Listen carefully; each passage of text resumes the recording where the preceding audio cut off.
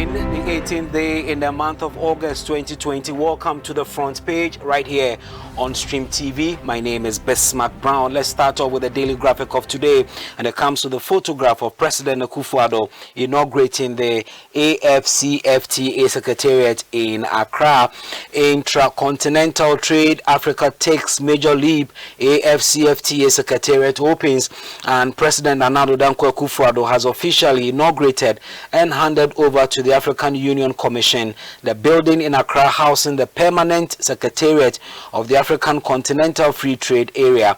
The secretariat will accommodate the Secretary General and staff who will provide leadership and technical support for the AFCFTA and the overall day-to-day management of the secretariat. And that's on the front page here of daily graphic. I have opted out of December elections. That's attributed to Dr. Edward Mahama, and that's not a surprise at all. He's also the ambassador at large in the NPP administration, and that's all captured by the daily graphic of today. Also on the front page of daily graphic, let's end monocracy in party politics, and that's attributed to Ghana's Speaker of Parliament, Mike Aaron Okwe, who has called for an end to monetization, which is rearing its ugly head in the country's democratic practice, especially in the run-up to the general elections. I don't think it is now rearing its ugly head. It has been around since 1992, and for him, allowing the practice to be a feature of competitive democratic process only compromised good governance in a fledgling democracy. He says, and I quote, "We do not want funding to become the yardstick for the proliferation of political parties. We need a new law on political party income and expenditure generally, particularly with regard to putting a ceiling on election expenses," unquote. Let's move on to the Chronicle, and the Chronicle this morning says, "Enter triumph of evil. Rawlings promises to tear NDC bigwigs into shreds in his yet to be released book." And the founder of the National Democratic Congress, Flight Lieutenant Jerry John Rawlings, has hinted he would strip Professor Kwamena Ahoy and others naked in his yet to be released book. The book is entitled "The Triumph of Evil," and Mr. Rawlings said in a tweet, which the Chronicle also monitored, and he indicated that there was nothing ill-timed about Professor Ahoy's working with Rawlings' book, which has taken the center of media discussions for some days now. And I quote Mr. Rawlings, "There is nothing ill-timed about Kwamena Ahoy serving Dankwansri soup at this time." That's an interesting way of describing his book, Dankwansri book. And he needed to knock down Rawlings to preempt the exposure of Rawlings' book, The Triumph of Evil, which promises to reveal about some of them, unquote. And the story goes on to say, people like him do not expect the NPP to let go of 2020, so they are hoping to utilize the opportunity of a loss to damage Rawlings with some vicious manufactured stuff. Their cunning calculations is that Mahama and his running mate will step aside after 2020 while they consolidate their control over the party and provide their own flag bearer and running mate for 2020, unquote. And it's on the front page of the Chronicle. President Akufo-Addo hands over AFCFTA Secretariat to AU as a caption as well on the front page of the Chronicle. And this is quite an interesting one.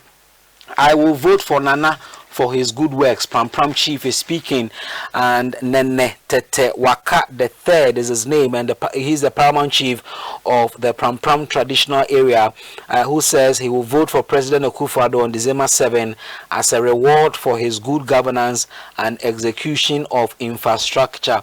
He did not just limit it to himself, he went ahead to call on his people to come out and vote massively for the president in the upcoming December 7th election. And one would wonder, why would a chief campaign openly for a presidential candidate? Well, that's against the constitution. The Chronicle also says Mahama economy is not being properly managed.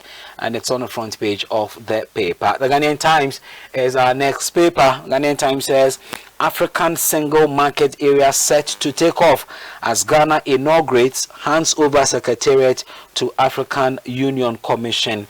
And in the picture on the front page of the Ghanaian Times, you see His Excellency the President of the Republic of Ghana, President Akufo-Addo, ceremonially handing over a key to His Excellency Musa Faki Mahamat, who is the chairperson of the AU Commission, and it's on the front page of the Ghanaian Times. Also on the front page of the Ghanaian Times, President begins 5-day tour of Central Western regions today. And the Most Reverend Emmanuel Asante, who is the president of the National Peace Council, is on the front page of the Ghanaian Times as well. Investigates criminal activities during voter registration exercise. Peace Council urges IGP. And the National Peace Council has urged the Inspector General of Police, James Opombuenu, to expedite action on investigations into all criminal activities that occurred during the just ended voter registration exercise. It has also asked the police administration to institute a platform through which the public would be given regular updates on progress made on such investigations. And that, for me, is a good call, and it's captured by the Ghanaian Times of today. On the front page of the Ghanaian Times as well, health scare in Tema as central sewage system spillage worsens. Residents call for its immediate rehabilitation. And I hope the Environmental Protection Agency is monitoring. It's captured by the Ghanaian Times. Let's move on to Daybreak newspaper.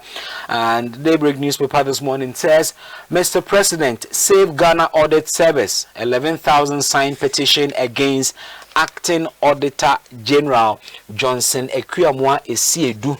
And the 11,000 petitioners are asking His Excellency the President to reconsider his decision to appoint Johnson Ekwuamwa Esiedu to steer the affairs of the Audit Service as Acting Auditor General. The petition is already in the media space, and it is based on the President's record of human rights and belief in allowing state institutions the independence to function in line with their constitutional mandates, and that's according to the petitioners.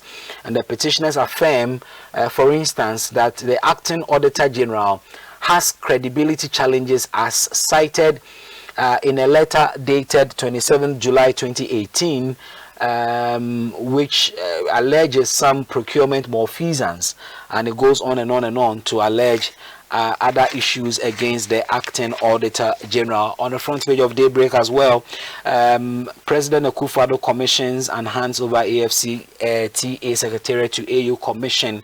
Well, the Daybreak newspaper also takes us down memory lane. It's a flashback how Seth Ofori Ohene predicted the Ahoys 10 years ago, and on November 11, 2010, it was reported with the headline, Battle for Political Control, Ahoys have become too powerful, and that was attributed to former communications director of the NDC at the time, Seth Ofori, who indeed was quoted in that report indicating how the Ahoys have become very powerful. He spoke on a Metro TV program where he made those predictions. Well, according to the paper, it was a prediction 10 years ago, and it appears that it has come to pass, and it's on the front page of Daybreak newspaper.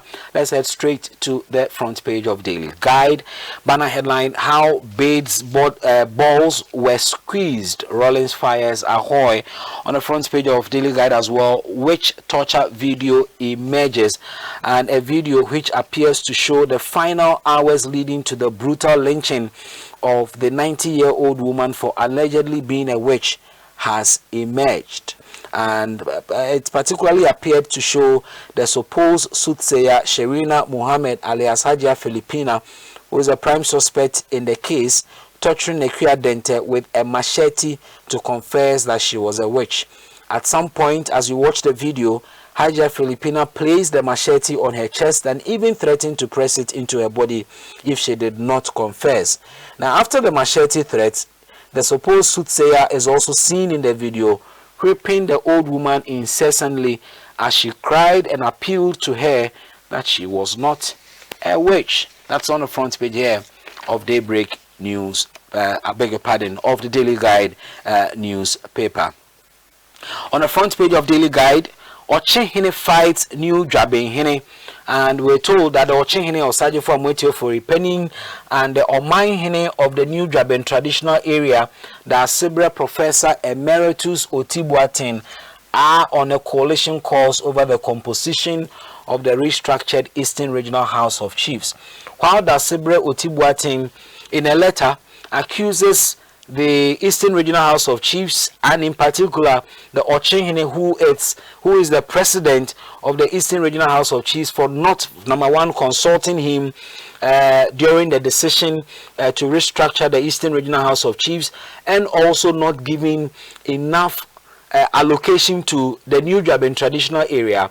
The Ochenhene's lawyers have also replied and indicated that the impression being created by the new Dwaben Manhene is false and mischievous, and they also refer to the fact that for 7 good years, Professor Emeritus Dasibri Otibuatin has not been attending meetings organized by the Eastern Regional House of Chiefs, even though notice is always served on him, and they say that that is why he is not aware of the broad consultations that went on, and he's also not aware that his traditional area alone has been given 6 slots. So 6 divisional chiefs from the New Dwaben area will be going to the Eastern Regional House of Chiefs, while 8 from the Ebuakwa, Achim Ebuakwa traditional area will be going there, with 2 coming from the Kwawu traditional area, and that's ongoing within the Eastern region, captured by Daily Guide.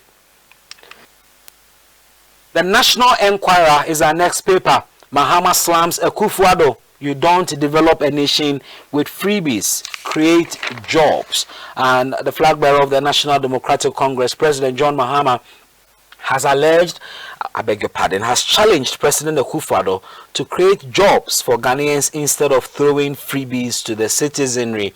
The ex-president touted the need to enable the citizenry to rather have the purchasing power to afford goods and services than keep expecting freebies, noting that countries do not develop that way realistically. On the front page of the National Enquirer as well, no time for revenge. I will open opportunities to all Ghanaians. And that's coming from His Excellency, former President John Dramani Mahama. The Daily Statesman, our next paper, says, historic push for Africa's unity.